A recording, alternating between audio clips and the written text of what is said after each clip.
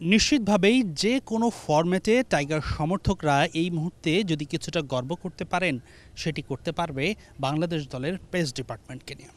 তাই তো এই ডিপার্টমেন্ট নিয়ে নিশ্চিতভাবে মধুর সমস্যায় থাকে দলের কোচিং স্টাফরা। কাকে ছেড়ে কাকে রাখবেন একাদশে। এই যেমন গোয়ালিয়রে প্রথম টি-20-র আগেই দেখুন না কেন, শরীফুল ইসলাম দুর্দান্ত ফর্মে ছিলেন, ইনজুরি কাটিয়ে টি-20 সিরিজ খেলছেন তিনি, যদিও টেস্টটা মিস করেছিলেন তিনি। তাসকিন আহমেদ তো আছেই, 3 ফরম্যাটেই দাপিয়ে বেড়াচ্ছেন।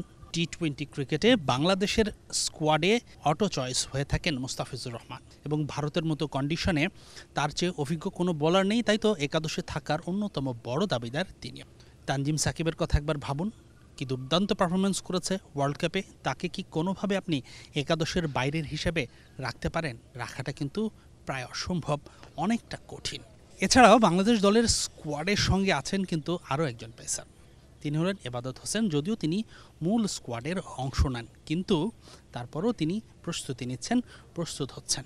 কিন্তু বাংলাদেশ একাদশে তো সর্বোচ্চ 3 জন পেসার থাকতে পারে কন্ডিশন বিবেচনায়, সেটা 2 জন হলেও হতে পারে। 3 জনের হিসেবেও যদি ধরি, আপনি কাকে ছেড়ে কাকে রাখবেন?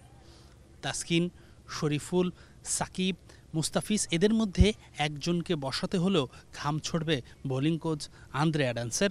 সিদ্ধান্তটা কঠিন হবে নিশ্চিত। আর 2 জন পেসার নিয়ে যদি একাদশ সাজানো হয়, সেক্ষেত্রে তো আরও অগ্নি পরীক্ষা দিতে হবে টিম ম্যানেজমেন্টকে। সব মিলিয়ে বাংলাদেশ দলে যখন নানা সমস্যায় জর্জরিত, অনেক কিছু নিয়ে ভাবনা, batting department, spin department, Shakib Al হাসানের অবর্তমান, এই সব কিছু ছাপিয়ে একটা ডিপার্টমেন্টই স্বস্তি আছে, সেটা হলো পেস ডিপার্টমেন্টের। ভারতের বিপক্ষে বাংলাদেশ টি-20 ফরম্যাটে যদি ভালো ফলাফল পেতে চায়, এই ডিপার্টমেন্টের পারফরমেন্সটা কিন্তু খুবই জরুরি।